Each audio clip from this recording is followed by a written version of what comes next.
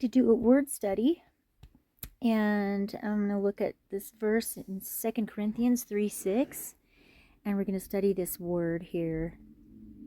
First, let's read it. He has made us competent as ministers of a new covenant, not of the letter, but of the Spirit. For the letter kills, but the Spirit gives life. So we're going to study the word letter, because if it kills, then we want to know what it is.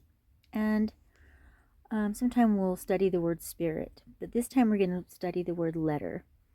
So letter is the way these were translated. All these versions said letter in their translation, or written code, or written law, or mostly letter, written. I was going to look. Let's just go to the Greek. All right, here it is in the Apostolic Bible Polyglot. So we can see the Greek. Verse 6, who also made us fit servants of a new covenant, not of contract, but of spirit. For the contract kills, but the spirit restores to life. So here it says contract instead of letter, or written code, or any of the other things that the other translations, modern translations, have. I think contract is a good word that they used here to translate it, but let's look at the original Greek word.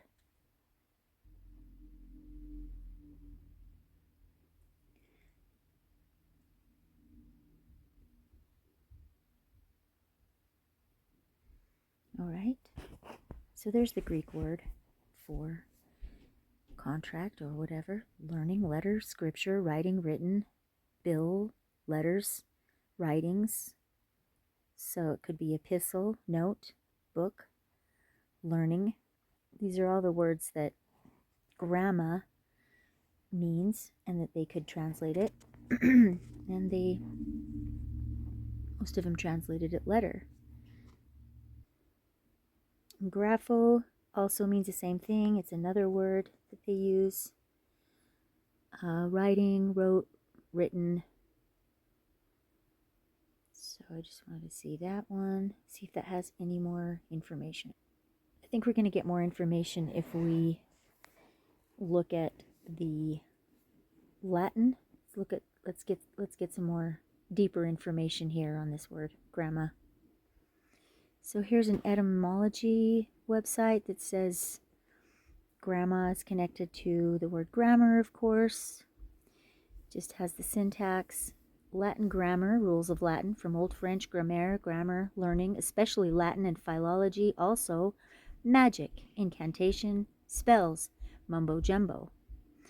Modern French grammaire, an irregular, semi-popular adoption of Latin grammatica, grammar, philology, perhaps via an unrecorded medieval Latin form, grammaria. I'll go looking down here. I'm going to move on. So, what else do we have? For the magic sense, compare grammary.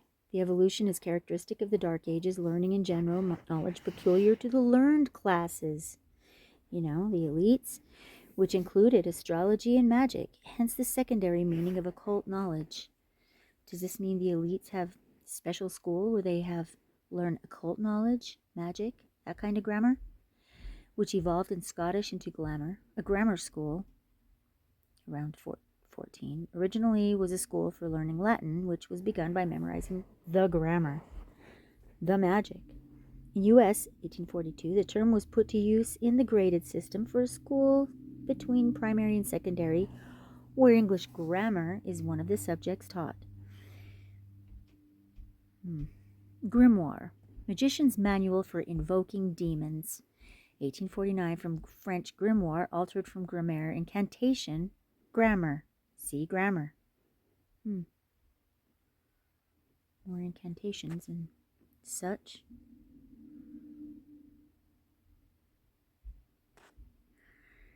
Grammar, also learning, erudition, hence magic, enchantment. A variant of grammar, perhaps the Old French grammaire, also a book of conjuring or magic. grammary was, let's move on. We'll let AI give us their opinion.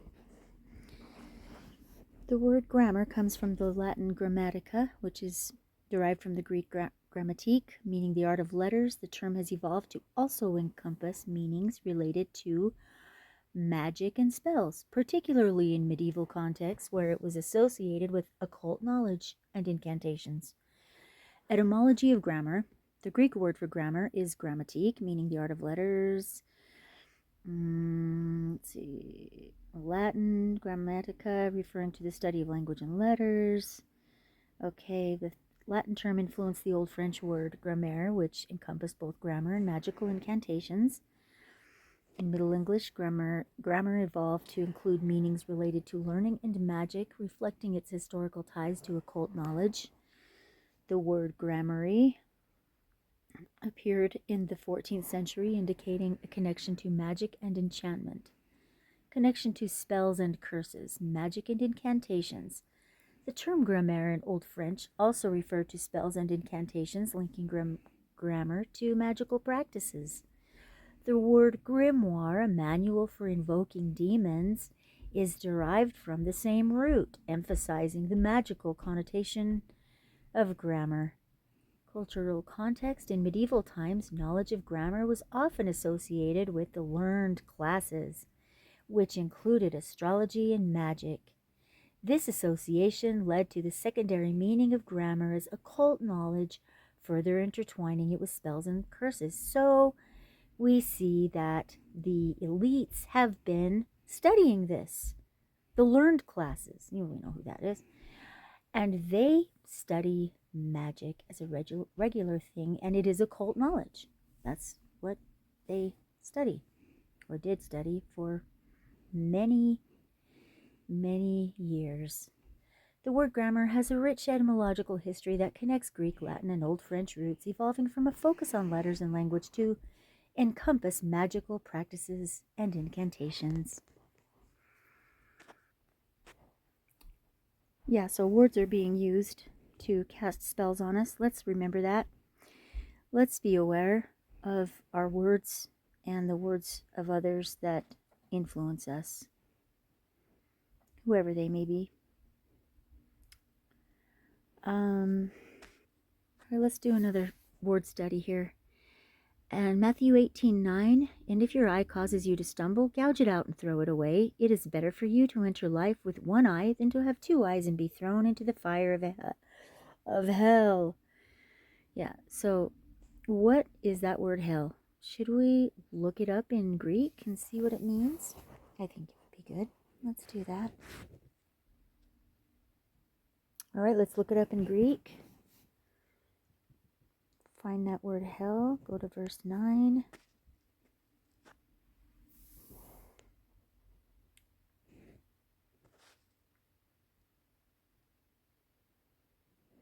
Okay, and if your eye stumbles you, take it out and cast it from you. It is good for you to enter life one-eyed and then having to be thrown into Gehenna, than two eyes and have to be thrown into Gehenna of fire. So that's Gehenna. So that's the word that they translate to hell. Let's find out what Gehenna means. Gehenna, or Gehenna, that means hell. The Hebrew origin is Hinnom, or the valley of the son of Hinnom. Gehenna, a valley of Jerusalem, used figuratively as a name for the place or state of everlasting punishment. So it's a word that is used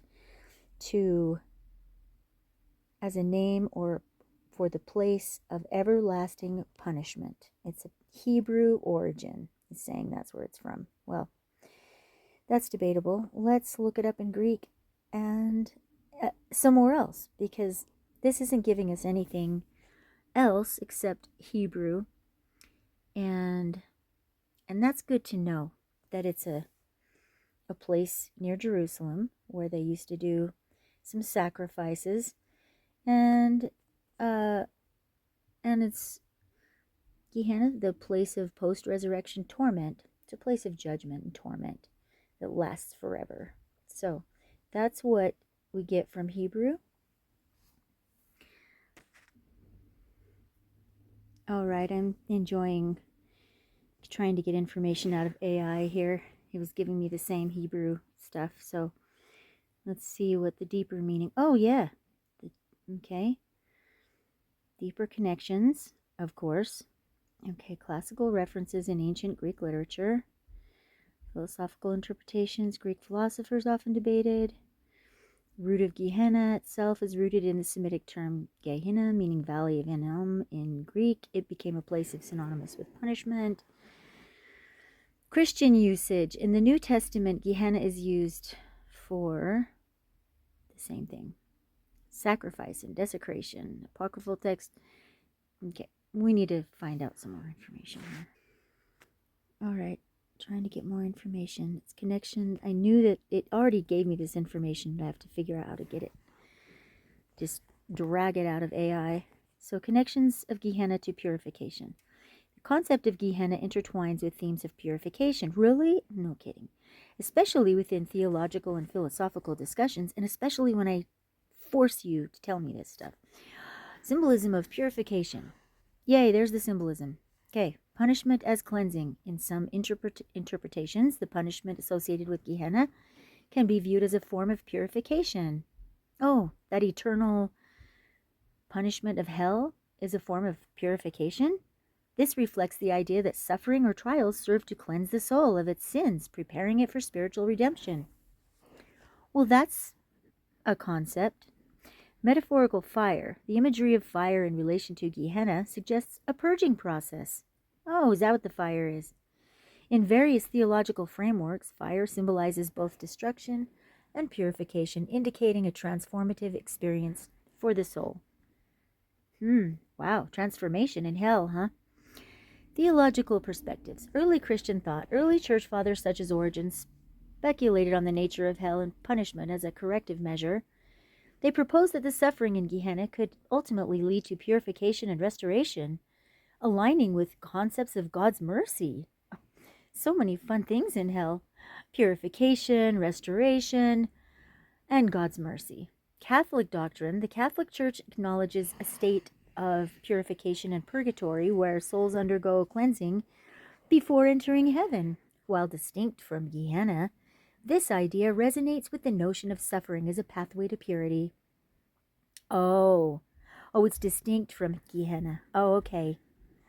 Philosophical reflections. Ethical reflection. Greek philosophers often discuss the role of punishment in morality. The suffering in Gehenna can be philosophically interpreted as a means to achieve moral and ethical refinement, encouraging individuals to seek virtue. Now, this is really interesting because none of this sounds like hell to me. This sounds like, well, sounds pretty good, actually.